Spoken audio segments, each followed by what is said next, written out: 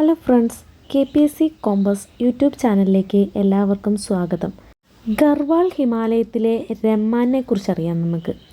ഉത്തരാഖണ്ഡിലെ പ്രധാന ഉത്സവമാണ് രമ്മാൻ. നാടകം, സംഗീതം എന്നിവ സംയോജിപ്പിച്ചുകൊണ്ട് നടത്തുന്ന ആഘോഷമാണിത്. ഏപ്രിൽ അവസാന വാരത്തോടെയാണ് ഇത് കൊണ്ടാടുക. സൗരവർഷത്തിൻ്റെ ആരംഭം കുറിക്കുന്ന വിളവെടുപ്പ് ഉത്സവമായ വൈശാഖിക്ക് ശേഷമാണ് ആഘോഷം. സലൂർ ദുൻഗ്ര ഗ്രാമത്തിലാണ് വലിയ ആഘോഷം ഉണ്ടാകുക. ഭൂമിയാൽ എന്ന ഗ്രാമദേവതയുടെ പ്രീതിക്കായാണ് രമ്മാൻ ഉത്സവം നടത്തുന്നത്. ഗ്രാമത്തിലെ നാനാജാതിയിൽപ്പെട്ടവർ ഇതിഹാസ കഥാപാത്രങ്ങളുടെ മുഖംമൂടി അണിഞ്ഞ് വാദ്യോപകരണങ്ങളുടെ സഹായത്താൽ കഥാപശ്ചാത്തലത്തെ അവതരിപ്പിക്കുന്നു.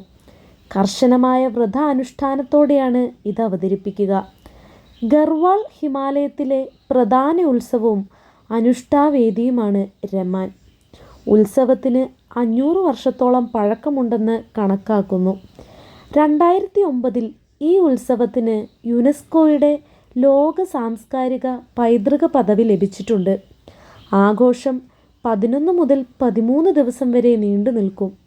ശ്രീരാമൻ്റെ ജനനം, സീതാസ്വയംവരം, രാമനും ഹനുമാനും തമ്മിലുള്ള കൂടിക്കാഴ്ച എന്നിവയെല്ലാം ഇതിലെ സുപ്രധാനമായ അവതരണ ഭാഗങ്ങളാണ്.